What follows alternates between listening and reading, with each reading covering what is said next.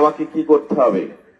যে মন্দিরে আপনারা উঠান বৈঠক করার ব্যবস্থা আমাকে করে দিয়েছেন, এই মন্দিরকে আমার প্রায়োরিটি দিয়ে সর্বপ্রথমে এই মন্দিরটাকে সুন্দর বানাতে হবে না?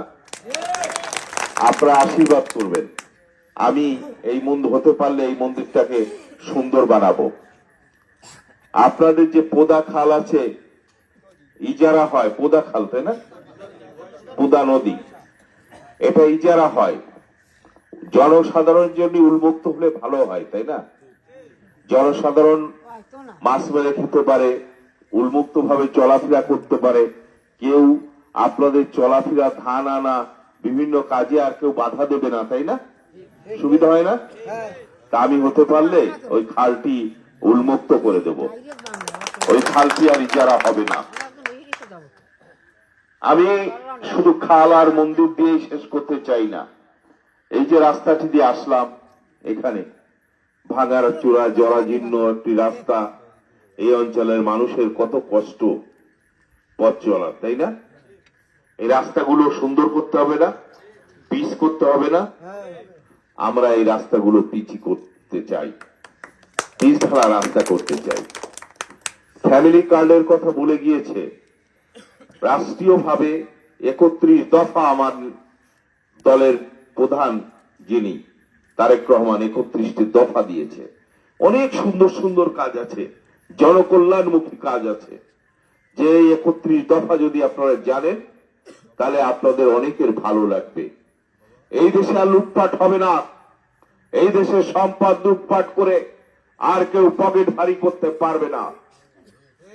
আমি শুনেছি এই অঞ্চলে মানুষের পানির অনেক কষ্ট, লবণাক্ত পানি, খাবার পানি, বিশুদ্ধ পানি পায় না। পর্যাপ্ত বিশুদ্ধ পানির ব্যবস্থা করতে চাই আমরা। কোন কোন এমপি নাকি পানির ট্যাঙ্কি দেওয়ার কথা বলে লক্ষ লক্ষ টাকা, কোটি কোটি টাকা লুট করেছে। এটা কি করার কথা একটা এমপি? জনগণের ট্যাঙ্কি সরকার দিয়েছে, সরকার একটা মূল্য, ন্যূনতম একটা মূল্য ধরেছে, সেই মূল্যটা সরকারকে দিতে হবে। এর বাইরে নেতামি করে, মাতবাড়ি করে, এমপিগিরি করে জনগণের পকেট থেকে টাকা চুষে নিয়ে নিজের আখের গোছাবেন, এটা আর হবে না। আমি অন্তত আপনাদের এমপি হলে এই কাজটি করব না। আপনাদের কোন সম্পদ জনগণের জন্য বরাদ্দ হয়েছে তা চুরি করে খাবো না। জনগণের সম্পদ জনগণের কাছে পৌঁছে দিব। কারণ আমার পিতা ছিল একজন স্কুল মাস্টার, আমি একজন স্কুল শিক্ষকের ছেলে। আমার চেয়ারম্যানের জীবনে আমি জনগণের কোন অর্থ লুট করে খাই নাই। আমি যখন ইউনিয়ন পরিষদে টিআর ওই বিজিডি ভিজিএফ চাল দিতাম, কার্ড দিয়েছি যত লোকরে, দেখা গেল যে সবাইকে কার্ড দেওয়া সম্ভব হয়নি। 200-300 মহিলা দাঁড়িয়ে থাকতো যারা কার্ড পায়নি। অনেক সময় দেখা যায় মেম্বাররা পছন্দ করে না বা মেম্বারে ভোট দিইনি, তার জন্য তাকে কার্ড দিইনি, অথবা মেম্বারের সংকুলন হয়নি কার্ডে, অতিরিক্ত লোক এসে দাঁড়িয়ে আছে। আমি যখন চাল দিয়া শেষ হতো, সামনের দোকানগুলো থেকে 20-30-40 বস্তা চাল যা পাওয়া যেত সব দোকানের চাল আমি কিনে নিয়ে ওদের মাঝে ভাগ করে দিতাম। আমি শুনেছি ভিজিডির চাল, ভিজিএফ এর চাল অনেকে নাকি বিক্রি করে। আমার জীবনে এটা হয় নাই। আমি আরো প্রতিবার যতবার চাল দিয়েছি ততবার আমি চাল কিনে দিয়েছি। আমি আপনাদের সম্পদ লুণ্ঠন করার জন্য আসি নাই, আমি আপনাদের উন্নয়নের জন্য এসেছি। আপনাদের এই অঞ্চলের উন্নয়ন করতে চাই, আমি একটি সুযোগ চাই, আপনারা আমাকে সুযোগ দিবেন, আমি আপনাদের উন্নয়নে কাজ করব। আজকে আমার কথা বলা হয়, আমি বাইরে থেকে এসেছি। আমি খুলনা জেলার রূপসা উপজেলার শিরফলতলা ইউনিয়নে আমার জন্ম। খুলনা জেলার বাইরের কোন জেলায় আমার বাড়ি না। আপনার যারা এই অপপ্রচার চালাচ্ছে জামাতের প্রার্থীর বাড়ি কোথায়, জামাতের প্রার্থী থাকেন কোথায় আপনারা জানেন? উনিও খুলনা শহরে থাকে, আমিও খুলনা শহরে থাকি। খুলনা শহরে ওনারও বাড়ি আছে, আমারও বাড়ি আছে। উনি খুলনা থেকে এই উপজেলায় আসেন, কয়রায় যান, আমিও আসি। তাহলে ওনার আর আমার মধ্যে পার্থক্য কোথায়? ওনার জন্ম কি কয়রায় হয়েছে? ওনার জন্ম হয়েছে ইন্ডিয়ার কলকাতায়। ওনারা বিনিময় করে এসেছিল এখানে। এখানে ওনার চাচার বাড়ি আছে কয়রাতে। ওনার নিজস্ব কোনো ঘর নাই। উনি আসলে ওনার চাচার ঘরে থাকেন, চাচার ঘরে থেকে নির্বাচনী কাজ করেন। ওনার নিজস্ব কোনো ঘর বলে নাই কিছু।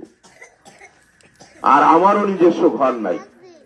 আমি আসলে আপনাদের ধরেন ডাক্তার সাহেবের 3-4টে রুম আমাকে ছেড়ে দিয়েছে। ডাক্তার সাহেবের 3-4টে রুম ছেড়ে দিয়েছে, আমি ডাক্তার সাহেবের বাড়িতে থাকি। তাহলে ওনার সাথে আমার পার্থক্য কোথায়? পার্থক্য এইটুকু, আমার জন্ম খুলনা জেলাতে, ওনার জন্ম ইন্ডিয়াতে। এখন ওনারা অপপ্রচার চালায় 1971 সাল, সেই কথাটি কি মনে আছে আপনাদের? আমার কাকা বাবুরা যারা আছেন তাদের তো মনে থাকার কথা। আমার 30 লক্ষ ভাইরা শহীদ হলো, পাক হানাদার বাহিনীরা আমার 30 লক্ষ ভাইকে হত্যা করলো, 30 লক্ষ মায়ের কোল খালি হলো। কারা হত্যা করিয়েছিল? কারা এদের বাড়ি চিনিয়ে দিয়েছিল? কারা মুক্তিযোদ্ধার ক্যাম্প চিনিয়ে দিয়েছিল? কারা মুক্তিযোদ্ধাদের ধরে ধরে পাক হানাদার বাহিনীর কাছে তুলে দিয়েছিল? এই জামাত? সেই তো জামাত নাকি অন্য কেউ? এই জামাত আমার হিন্দু ভাইদের বাড়িতে চিনিয়ে দিত রাজাকারদের, পাক হানাদার বাহিনীদের। আর পাক হানাদার বাহিনী আমার হিন্দু ভাইদের পাখির মতো গুলি করে মারত। রাস্তায় হাঁটতে গেলে অনেক সময় লুঙ্গি উঁচু করে দেখত, হিন্দু না মুসলিম। হিন্দু হলে কোনো ক্ষমা ছিল না, সঙ্গে সঙ্গে ফায়ার স্কোয়াড। সে কথা কি ভুলে গিয়েছি আমরা? ভুলে যাইনি। 71 সালে যুদ্ধে আমার 30 লক্ষ মা বোনের, 3 লক্ষ মা বোনের ইজ্জত লুণ্ঠন করেছিল কারা? পাক হানাদার বাহিনীর ক্যাম্পে ওই জামাত আমার মা বোনকে ধরে ধরে ওদের মনের রঞ্জনের জন্য দিয়ে আসত। পাক হানাদার বাহিনীর ক্যাম্পে আমার মা বোনদের পরেও অত্যাচার নির্যাতন চলত। কারা নিয়ে দিয়ে আসত? পাক হানাদার বাহিনী। পাক বাহিনীরা কি আমার ঘর আপনার ঘর চিনত? কারা চিনিয়েছিল? এই জামাত। আজকে তারা বাংলাদেশের মন্ত্রী হতে চায়, এমপি হতে চায়, বাংলাদেশের নেতা হতে চায়, ভোট চায়। লজ্জা লাগে না? তোমাদের লজ্জা লাগে না? বাংলাদেশে তোমরা বাংলাদেশ চাওনি, একটা বাংলাদেশের জন্ম হোক তোমরা চাওনি, তোমরা পাকিস্তানের দালালি করেছিলা।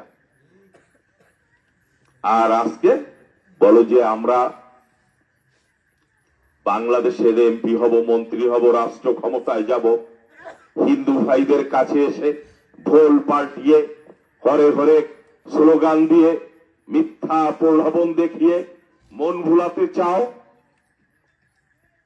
মুসলিম মা বোনদের কাছে যে বলো দাঁড়িপাল্লায় ভোট দিলে ভেস্তে টিকিট পাওয়া যায়। পাওয়া যায় নাকি দাঁড়িপাল্লায় ভোট দিলে? তাহলে ওরা কিসের ইসলাম? ওরা ভণ্ড, প্রতারক, মৌলবাদী। ওরা মানুষকে ধোঁকা দেয়, ওরা মানুষকে বিভ্রান্ত করে। বাংলাদেশে আপনারা জানেন রাষ্ট্রীয় ক্ষমতায় যাবে বিএনপি, তাই না? মনে হচ্ছে না? তাহলে রাষ্ট্রীয় ক্ষমতায় বিএনপি যাবে। বাংলাদেশে জামাত এর এমপি বানালে আমাদের উন্নয়ন হবে? আমাদের উন্নয়নের জন্য বরাদ্দ পাবে? তারেক রহমান প্রধানমন্ত্রী হবে, আমাকে অত্যন্ত স্নেহ করেন তিনি।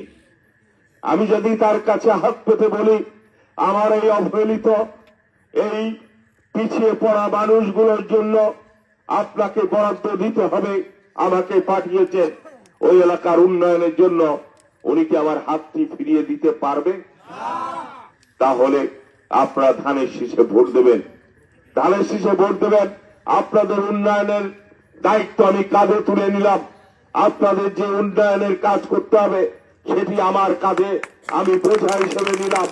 আপনাদের শুধু কাজ আমাকে ভোট দিয়ে একবার জাতীয় সংসদে পাঠিয়ে পরীক্ষা নেবেন। আমি আপনাদের কাছে পরীক্ষা দিতে চাই। আমি আপনাদের ছেড়ে যাব না, আপনাদের পাশে থাকতে চাই। আপনাদের পাশে থেকে আমি আগামী 5টি বছরে এলাকার উন্নয়নের জন্য কাজ করতে চাই। সেই সুযোগটুকু আপনারা আমাকে দিবেন। মা বোনরা, মুরব্বীরা, কাকা বাবুরা সবাইকে বলে যাই যে একটি বারের জন্য একটি সুযোগ চেয়েছি। একবার পরীক্ষা স্বরূপ আমাকে সুযোগ দেবেন। আমি আপনাদের আগামীবার 5 বছর পরে আপনাদের কাছে আর ভোট চাওয়া লাগবে না। আপনারাই আমাকে ডেকে এনে ভোট দেবেন। সেই কাজ আমি করতে চাই। সেই কাজ আমি করতে চাই। আমি আর বক্তব্য দীর্ঘায়িত করব না। আপনারা সুস্থ থাকবেন, ভালো থাকবেন, সুন্দর থাকবেন। আপনাকে দীর্ঘায়ু কামনা করে আমি শেষ করছি। ধন্যবাদ সকলকে। ভালো থাকুন।